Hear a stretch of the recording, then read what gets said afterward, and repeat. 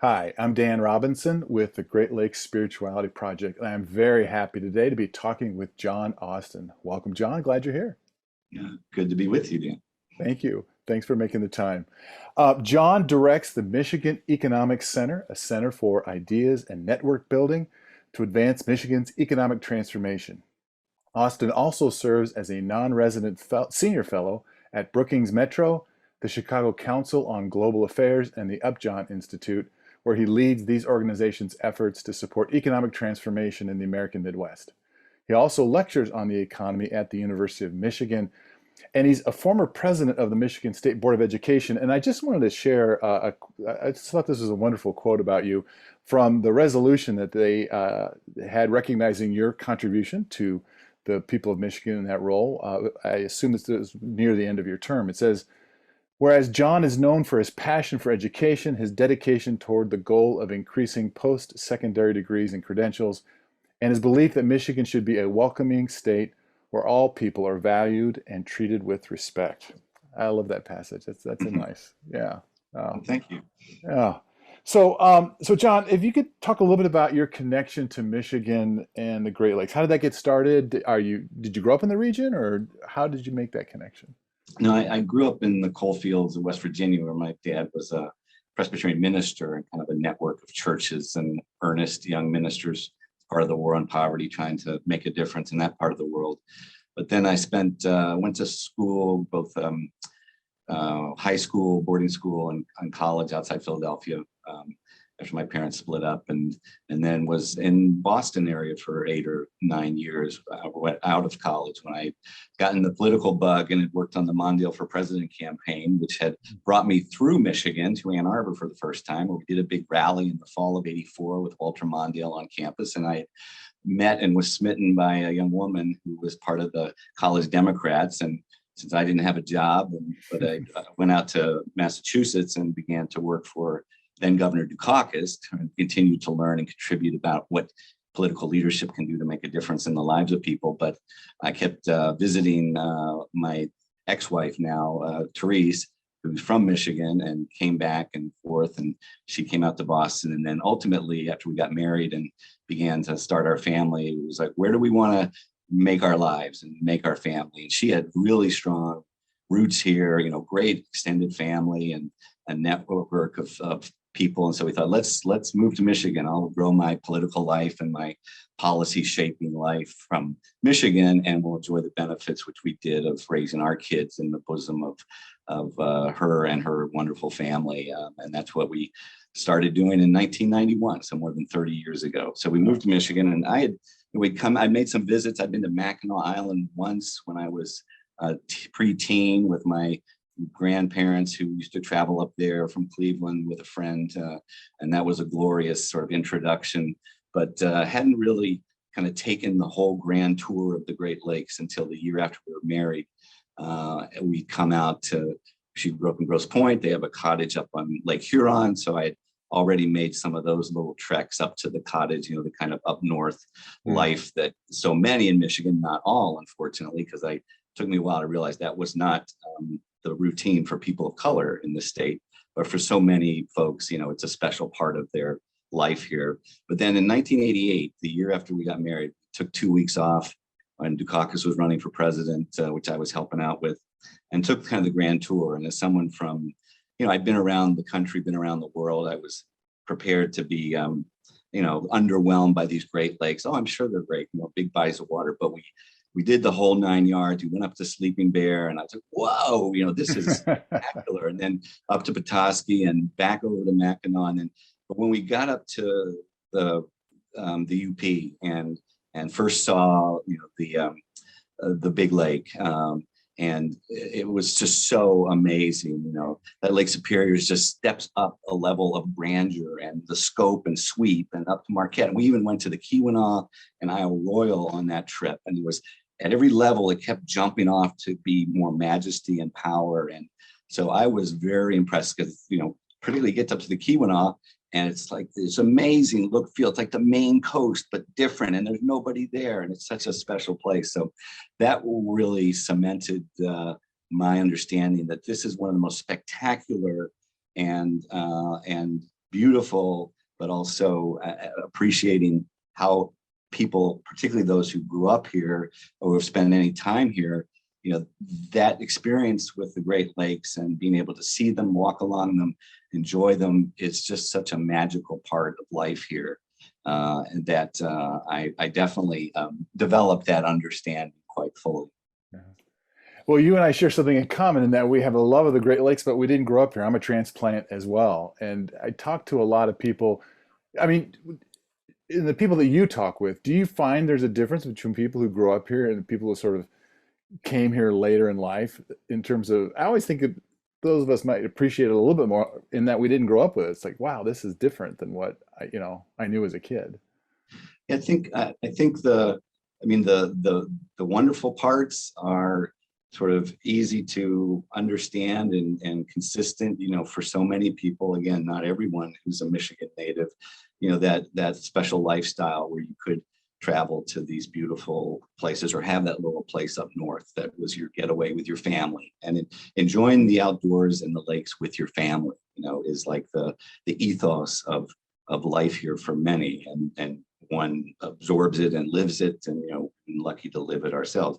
I think what's different, people who grew up here, they have this other aspect, the nostalgia for kind of the heyday of working class, blue collar, good jobs, paying well, communities that were thriving in the Flints and the Saginaw's and the Muskegons. And obviously those communities, and many, saw such a flight of whites from the urban core, the decline of those communities as good jobs, were gone.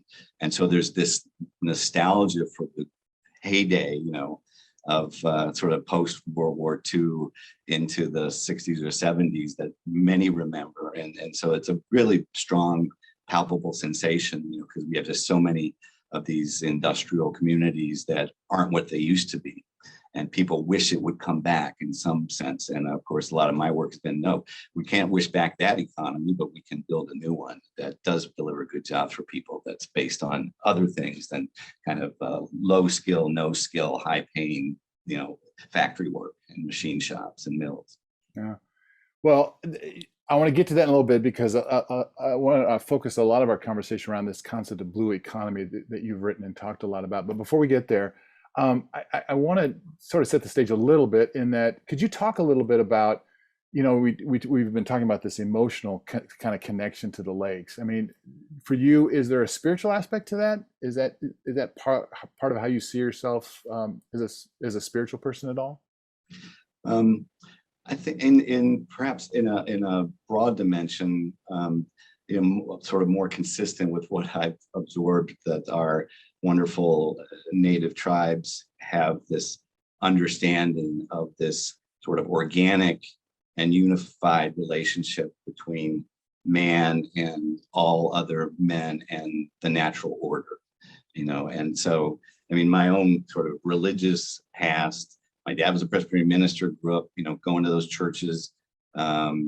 Then when my parents got involved in West Virginia, the terrible problems, not just poverty, but, the schools were a mess. When I went to elementary school, they were stealing the new federal school lunch money. They were, really horrific practices in the schools. And my parents got involved trying to reform. My mom ran for school board. We had a cross burned on our lawn because the reformers, were not appreciated by the community. And so I went to Catholic school in elementary, and just to be in a school where it was safe. And so I was the only Protestant in that school. And then when my parents split up, which is not a happy thing, we went to Philadelphia and went to a Quaker boarding school, which I was not happy to be having to go, to a boarding school, and when my family split up, but it was about as great a place, because the Quakers, as you know, have this wonderful value set of tolerance and inclusion and diversity and public service to the world. And so the values that animated the Quakers are about as wonderful to be a part of and embrace. And I felt very welcomed, and Quaker Meeting became a place that I did find, that kind of serenity of the chance to stop and think and reflect on your relationship to everything else. But then, coming out here and And then going, because of politics, I'd go meet with the tribal leaders, but I began to just kind of absorb both their different ken, broader ken, and understanding about the relationship between human beings. We're all one race. The human race, we're just different hues. And I was given a color wheel by Frank Edojizik, from the up in the Traverse Bay. And I remember one of the most powerful things you referenced at the opening, the citation, when I was leaving the State Board of Education, was served for 16 years. One of the things I did, among other things, was I was always the one sticking up for trying to get our schools to respect the wishes of the tribal members and get rid of these racist mascots and other totems that were so offensive to the Native folks, and had some success in gently persuading education leaders to begin to get rid of those things. And so when I was retired by the voters of Michigan and left the State Board of Education after 16 years, some tribal members came and did the most beautiful thing, which was this special song and dance for me, which gets me teary-eyed. But and I think I told you the story before we talked about as we began to promote this idea of, look, we have this blue economy, meaning if we clean up the mess that we made of the waters and the foul and pollution, we have this beautiful place that is a beautiful place to live and work and play, and it can be a real source of new economic activity and community revitalization as we redevelop these communities. But we did a big event on Water Week up at Michigan Tech. I think I told you about a few years ago, where they asked me to, will you come and speak on the blue economy? And we'll have a panel that's speaking about the power of water and the meaning of water and the meaning of the Great Lakes. And there were some Bay Mills tribal members who were going to be on the panel. And they, as always, said, why don't you start off with the big picture? I'm like, no, I don't have the big picture.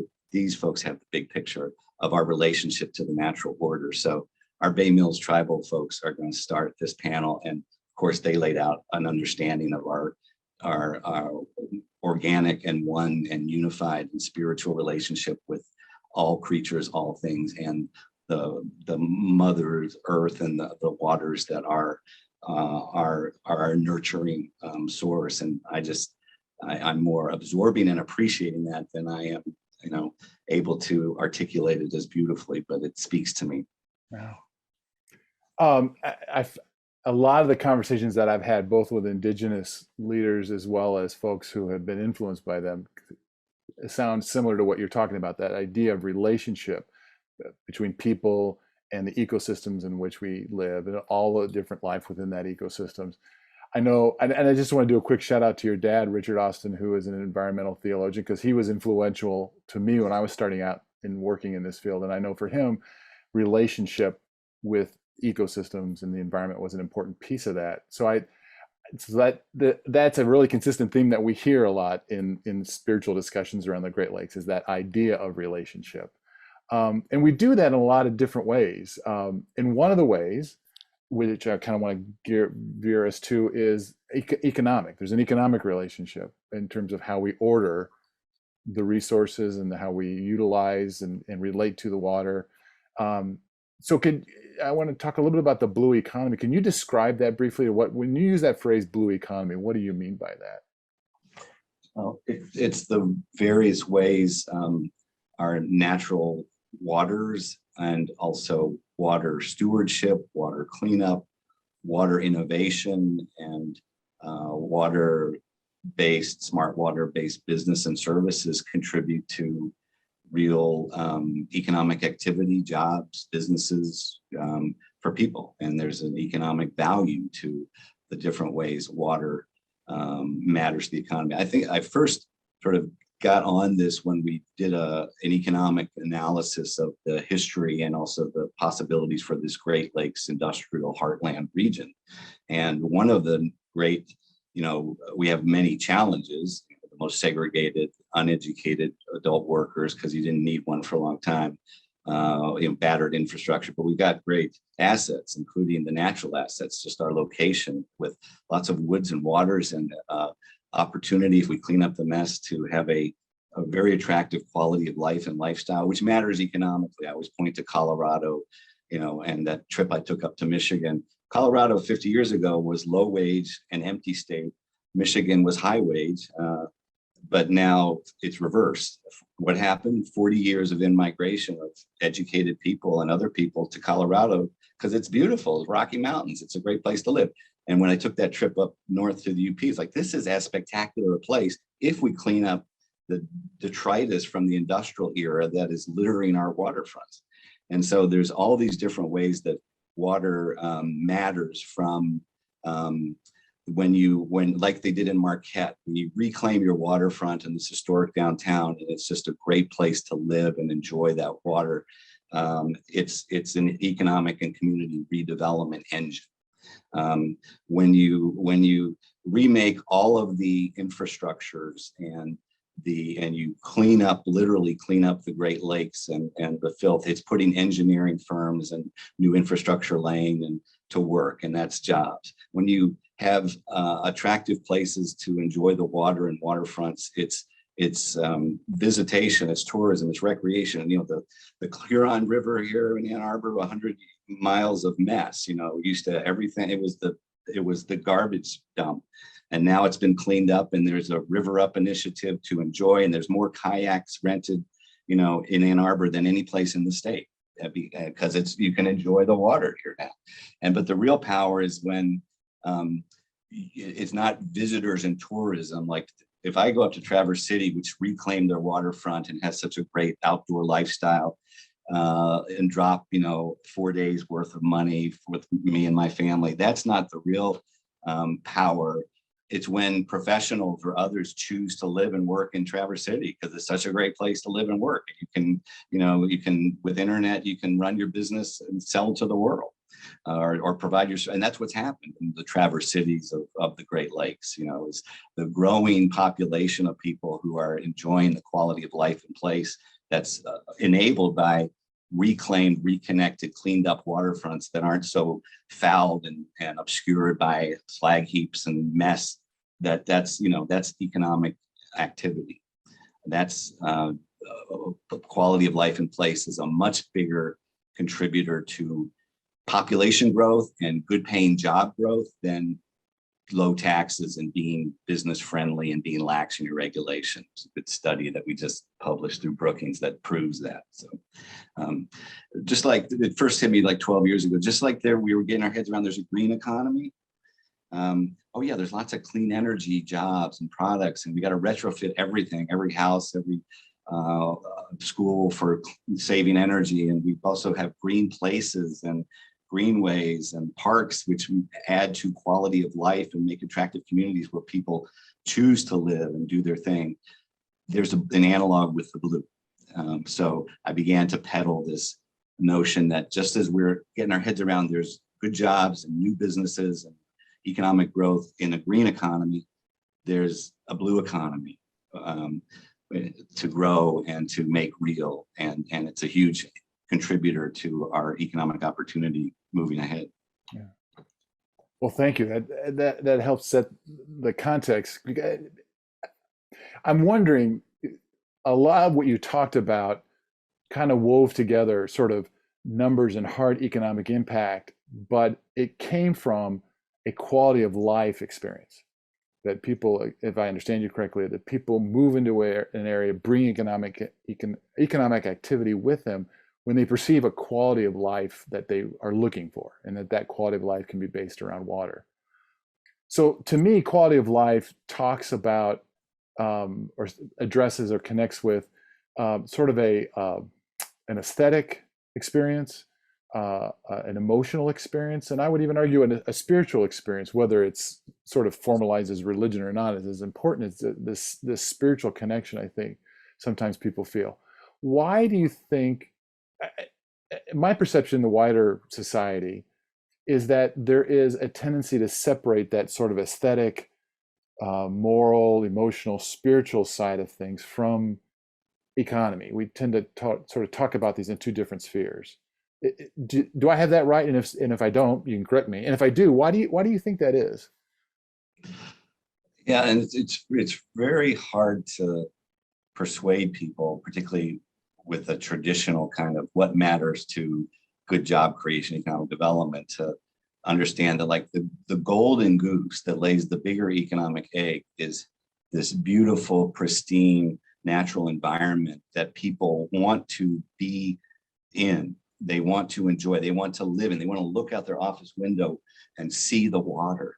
They want to walk along it. And why do you think it's so special to sit on the porch of your cottage and look at the changing moods of the lake, particularly a big lake? You know, it's just, it's magical. The first person who really articulated this, well, Mayor Tom Barrett of Milwaukee, some 20 years ago, we were first starting this Great Lakes Economic Initiative with Brookings. And Milwaukee was really the first of our industrial communities that, you know, sort of named the three emerging ways water matters to create new jobs and businesses. The two that have always been around are, you know, we ship things over it, we fish, take fish out of it. You need water to lubricate all these mills and factories and to grow food. And, you know, there's huge water use and abuse in the past. But the three emerging ways, the Milwaukee business leadership and political leadership first, okay, we've got a lot of firms that are in one way or another water technology industry, whether it's water meters for municipal water systems or more efficient toilets of Kohler, or a lot of them came from their beer making enterprise. Water efficiency, Johnson Controls based in Milwaukee, is retrofitting office systems to use less energy and water. You know, that's the future for them. But also water research and learning, education institutions that do the science, that find the new water cleanup, or that figure out how we get rid of this bad algae and keep the good algae. That's research, that's water. But water place, Tom Barrett spoke and said, water is magical. People want to be around the water. It's magic. And this was at a big conference, we're talking about the Great Lakes economy. And so what did they do in Milwaukee? Like, we have this location on Lake Michigan and a river running through the downtown that used to be, you know, the backs of office buildings, and it was a mess. So they cleaned up their riverfront, and now you can walk along it, and there's restaurants, and the whole front of Lake Michigan is now, you know, arts, culture, outdoors, enjoyment, festival space, just like the Detroit riverfront has progressed over a long time from being an industrial waterfront to be this beautiful meeting ground for people to come and do all sorts of things and just be near the water. And that's, it's as powerful a contributor to economic activity as anything. And again, I use my Colorado example. If you don't believe that the natural order and the natural assets have power economically, they do, because people choose to and stay and want to come to places that have a special quality of life and place. And, you know, we have 3,400 miles of Great Lakes coastline in Michigan, 10,000 miles, you know, of freshwater coast in the Great Lakes. We have more inland lakes than anybody. You can't walk across a Michigan or Minnesota and go more than 6 miles without hitting a body of water. And people, when you redevelop the riverfronts that used to be, you know, a mess, like in Grand Rapids through their downtown, and you make it be the front porch of your community, that is economic drive. But it's a driver because water is magical. People want to see it, they want to be around it, they want to walk along it, they want to swim in it, they also just want to know that it's in good shape. There's a non-use value. Economist Paul Courant, who did this first big study for Brookings that we did on what would be the impact economically of Great Lakes restoration. There was a big plan 20 years ago, multi-billion dollars to clean up the Great Lakes, reverse the bad trends. It wasn't going anywhere because it was in Congress. It was viewed as a nice thing to do for the environment. We did this economic impact study that said this is a jobs and economic development program for the swing states of America, you know. And so we got every dollar you spend on Great Lakes cleanup is $3 of economic activity and new good jobs and businesses in Ohio, Pennsylvania, Michigan, Wisconsin. So we got at the time, based on this economic impact study, that turned a nice thing to do for the environment into an economic development jobs program for the key swing states. So we got then candidate Obama and candidate McCain to take a pledge that they would follow through on Great Lakes cleanup. And that's what they've done since Obama got elected, and billions have flown to reclaim waterfronts. But Paul Courant, the real economist who did the study, I just rewrote what the economists said, who found this 3-to-1 economic impact. You know, he cut his teeth studying the benefits of old growth forests in Oregon. Like, are the old growth forests that were going to be preserved worth more economically than they would be as for logging jobs? And the answer is yes, because there's more economic activity that happens when people want to come and see and enjoy the old growth forests, just like people want to come and see and enjoy the Great Lakes. Or there's a non-use benefit in economics talk. People like to know that the Everglades still exist. People like to know that the Great Lakes aren't on fire and that they're beautiful. People even who don't live here ever come see them. They get some value out of what economists call non-use benefits. Just we're happier if we see an eagle, and that an eagle exists. I mean, it's really joy. Now, it didn't used to be 20 years ago, 30 years ago, you'd see eagles up in Au Gres, where my ex-wife's family's cottages. Now you see eagles all the time, and it gives a special thrill. Wow, there's the eagle again. And that didn't happen accidentally. It happened because we stopped spreading DDT all over the place and putting it in the fish. Well, that non-use, economic non-use image, I like that, because for me, it sort of allows, at least for me anyway, to fill in a blank a little bit there, to say that connection is, again, I go back to those phrases, an aesthetic, moral, emotional, spiritual connection that really feeds people. And that's kind of the flip side of that economic coin, it seems to me, in the blue economy, is that there's these tangible benefits that you can measure in dollars, and there's other benefits that you can also measure in dollars, but they're not necessarily jobs or buildings or things like that. And that's the benefit that draws people, that they feel that connection. One of the things in your report, back from 2017, you had a report, Michigan Blue Economy. And one of the things you talk about, and I'm going to just read a quick passage from that. It says, and again, uses that phrase, magical. The magical place that is Michigan and Great Lakes can turn and face the water, embrace our history, and reconnect water to our lives. And in so doing, revitalize our communities and make them among the most attractive places in the world to live, work, and do business. It starts with cleaning and creating access to our lakes and riverfronts. So I want to ask you a little bit about what you mean by access there. What do you mean when you say access to lake and riverfronts? What are you talking about? It means the public can access the water. And it's interesting because when I was in Boston, Massachusetts, working for the governor, they'd just begun the kind of Boston Harbor cleanup, big project. Boston Harbor was a mess. And they did that cleanup, and the development then that grew naturally along the waterfront, new hotels, new restaurants, new parks, so you could enjoy the water. But they required in Massachusetts public access everywhere around any new development. Public still has to get to the water. And obviously the waterfront is, and the community is more valuable if you have diverse forms of public access. This is what they did up in Marquette beautifully. There's industrial waterfront, the shipping piers, and they had, they had those big oil drums, and they had slag heaps.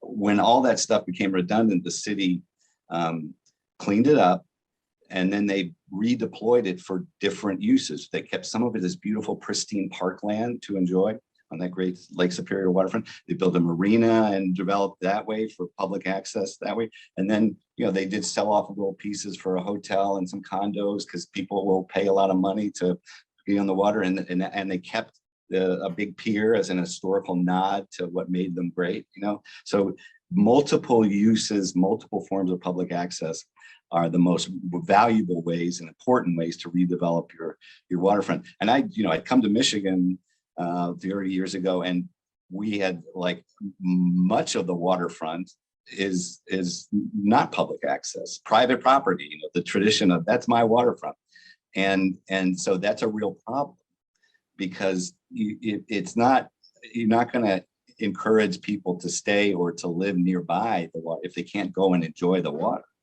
You know, we did. I took the kind of the Milwaukee story of blue economy development and I sold it around the Great Lakes region, and everywhere I went, people, hey, we've got those same assets. And I was speaking to the Macomb County, you know, Chamber of Commerce and business leadership like 15 years ago about, hey, you know, you've got waterfronts and you've got businesses that could be involved in water smart manufacturing, and they're like, oh, hey, we could build a blue economy too. And they went off and started to do it, but they then quickly realized every piece of waterfront on the largest freshwater estuary on earth had been hardened. You know, it was like mostly private property. So they went and actually reversed that and expanded some of the public parks and made it more publicly accessible, because you can't grow a community and new people and keep people you have with a special quality of life if you don't let them to the water, whether it's taking their boat down or walking through a beautiful wetlands to go birding, or, you know, having the chance to walk along, like in Grand Rapids riverfront. You know, now they're putting the rapids back in, but you can see over 20 years they put pathways and bikeways and all along the waterfront so everyone can get down and enjoy the water. And that's a critical component of accelerating or expanding the numbers of people who can enjoy, which, you know, I was just in Chicago. I don't know if some of our listeners may look at what they've done on that riverfront, which used to be also an industrial mess through downtown Chicago. It's all public access all the way along the redeveloped riverfront. And the lakefront is, and I was just up in Petoskey, and they've done now 20 miles of public access from Charlevoix up north of Petoskey, where it's bike trails and parks, and, you know, a steady corridor of public access on the water, which makes that place an even more attractive place to live, work, play, you know, visit. So critical.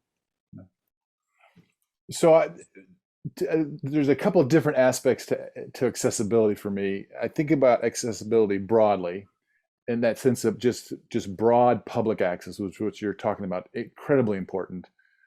The other piece of that is sort of, and I don't know if this makes sense, but like a depth question, and that is, not only is the broad public have accessibility to the water, but are there certain populations that have been denied that have increased access as well? I think about this when you were talking before about up north sort of cabin culture, and how that for a lot of people of color and communities of color, frontline communities, that hasn't been their experience. So that's a different kind of accessibility. Yeah. Yeah. And it's a real challenge. I was so, you know, I didn't see this for several years, even after moving to Michigan. I had been working in Flint, running a nonprofit that was kind of a community leadership organization. Had two great women who worked for me, with me, who were African American from Flint, and we were just talking, and that's when they shared, and it hit me, you know, up north is not a comfortable place for Black folks to visit. And it's like, oh, geez, that is right. This whole up north cottage thing, which my ex-wife and her family, you know, they were living this kind of Michigan dream. He always wanted a cottage. My father-in-law, you know, and built one, and, you know, 50 years ago, and it was where everybody went. And that this is not available, and it's not a part. It's not only not a positive part of folks of color's life. It's not available, and it's not safe, and it's not comfortable. And, you know, I would think about the you know, the barber in Tawas City who cut my hair, and, you know, the conversation in some cases with some people leads to, as he assumes he can say these things to me, you know, the Blacks really wrecked Flint.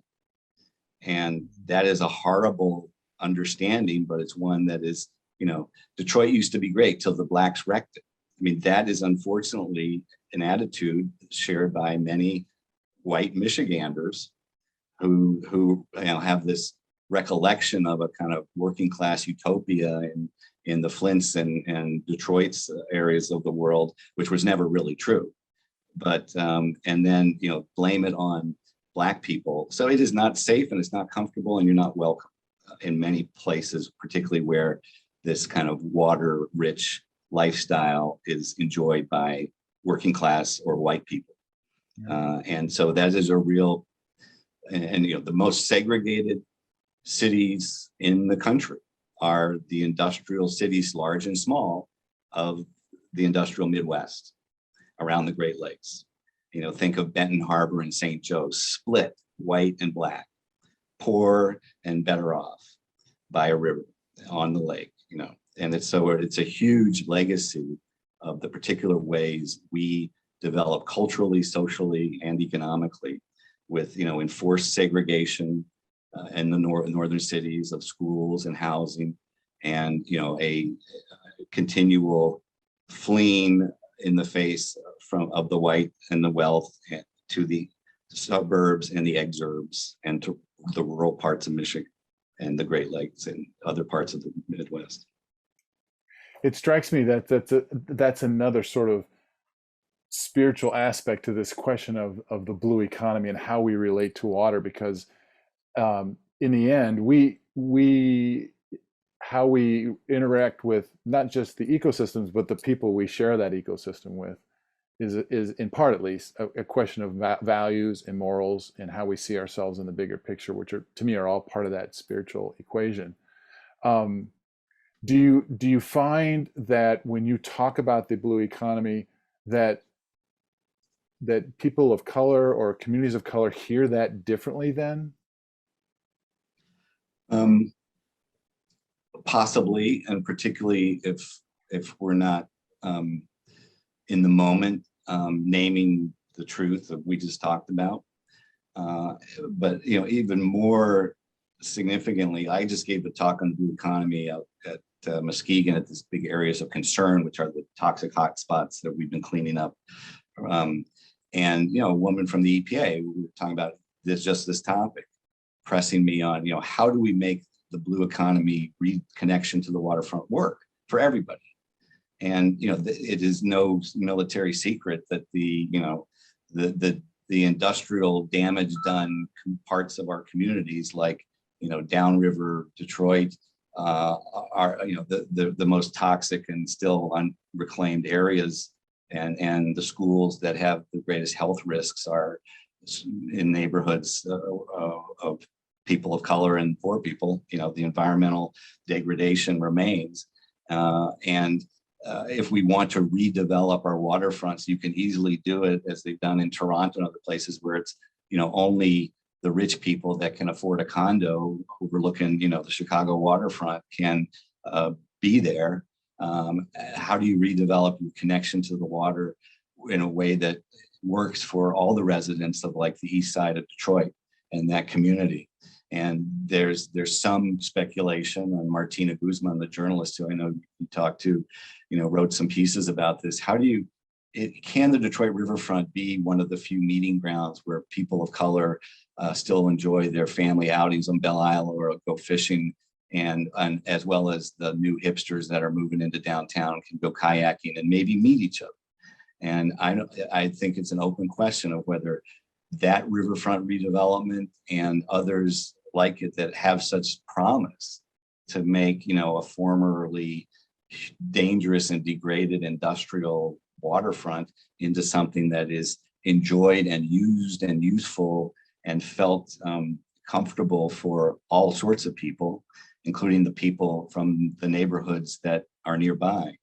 But it is very challenging, and we all have to work very purposely to figure out how we do that. How do we help the communities that are there have ownership and drive the process? A lot of well-intentioned development, foundation spending money to redevelop Detroit. It's really still challenging to say, that's your agenda. What about us? We have our own agenda. My son worked for the People's Platform in Detroit, which is kind of largely African-American kind of bottom-up community group that's trying to press up to say, Mayor, Kresge Foundation, your plots and plans for what you're doing to help us ain't what we want. So, but we have this agenda. We want you to help animate our agenda. It's very hard to make this kind of effort succeed.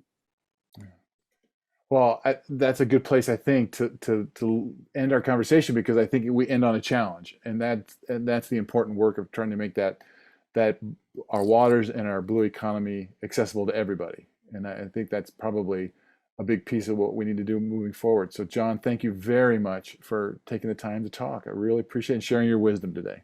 I don't know about that, but enjoyed talking with you, Dan. Yeah. Hopefully this will be of some interest to your ongoing project.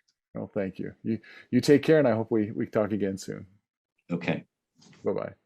Bye-bye.